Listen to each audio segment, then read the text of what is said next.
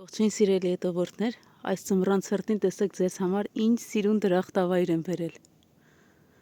Ծաղկած մատիոլաների ջերմատունը։ Այս պահին ջեռուցվում է։ Ինքնաշեն ջեռուցման համակարգեր են, տեսեք ինչ սիրուն ծաղիկներ են։ Ջերմաստիճանը բավականին ցածր է, բայց լավ է մնում։ Սրանք միաթերթ, բազմաթերթ, տարբեր տեսակներ կան։ Մատիոլաների մասին տեսանյութեր շատ ունեմ իմեջում։ Նույն ջերմոցատիրոջ մոտ եմ եկել նկարելու, պարզապես այնքան գեղեցիկ էր, ցանկացա կրկին եւս մեկ անգամ ձեզ հետ կիսվել տեսանյութով։ Տեսեք, որ երեկոյան ժամերին, ցուրտ օրերին հիմնականում թաղանթներով ծածկվում են։ Հիմա մոտենամ ձեզ ցույց տամ այն թաղանթները, որը նախորդ անգամ ասել էի ձեզ։ Այս գործված սետկաների մասին էլ եմ ձեզ համար տեսանյութ նկարել, կարող եք էջում տեսնել։ Ահա, տեսեք ինչ նյութով է ծածկվում։ Սա ագրոտկան, չեմ իմանում ճիշտ ասած հայերենով ինչպես է կոչվում սա,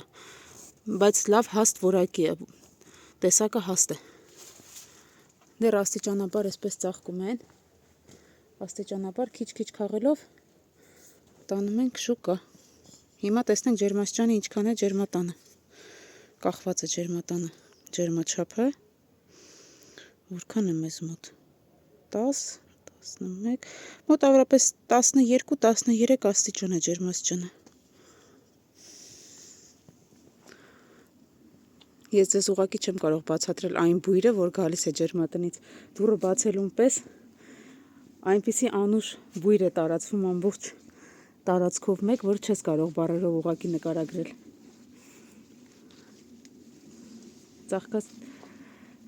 ծաղիկները միշտ էլ, ինչպես ասում են, շատ հաճելի է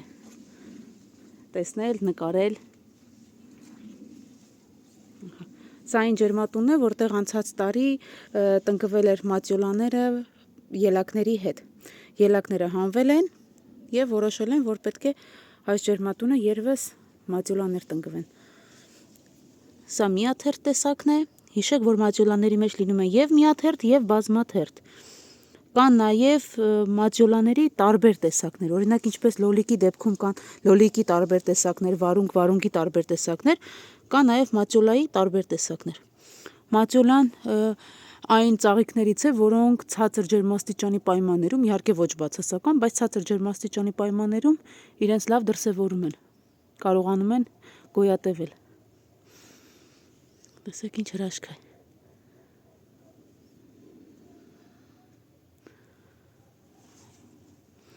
Ջերմատունը բավականին խոնավ է, տերևներին նայելուց հասկանալի է, որ խոնավությունն այնքան էլ իր համար վտանգ չի ներկայացնում։ Ահա, տեսեք վերևի հատվածում որքան ջուր կա կուտակված։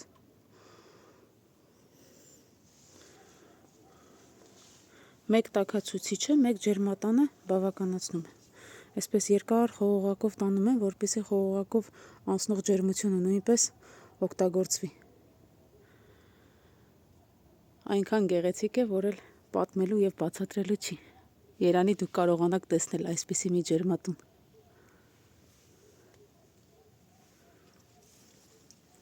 Նախորդ տարի այս ջերմատանը կար նաեւ մատիոլայի դեղին ծաղիկներ։ Սրանք իհարկե կաթնագույն երանգ ունեն մի փոքր, բայց կան նաեւ վառ դեղին